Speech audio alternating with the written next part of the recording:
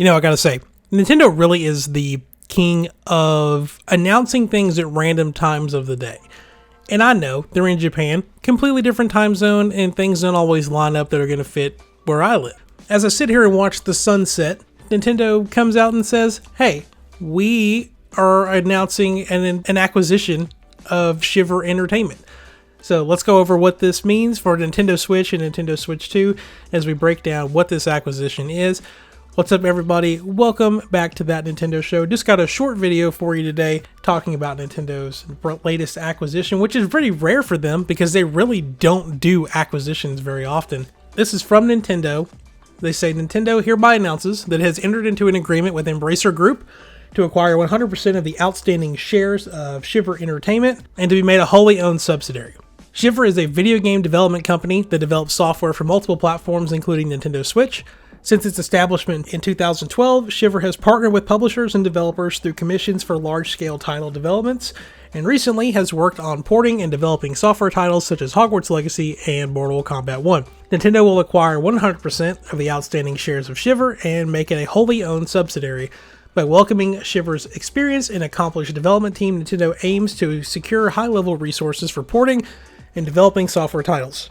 Going forward, even after it becomes a part of the Nintendo Group, Shiver's focus will remain the same, continuing commissions that port and develop software for multiple platforms, including Nintendo Switch. The acquisition will be completed pending satisfaction of all relevant customary closing conditions, and the big one, the acquisition will only have a minor effect on Nintendo's results for this fiscal year. Not a big beefy acquisition. I think that Shiver has kind of shown themselves to be worth the time for Nintendo to invest into this. The Mortal Kombat 1 port wasn't the best one out of all of them, but it ran fine. Hogwarts Legacy, it was kind of muddy looking, but it ran really well. It was kind of well received. So I think Nintendo sees promise there, especially with an upcoming hardware generation where they're going to need all the help they can to port these third-party releases over to the Switch.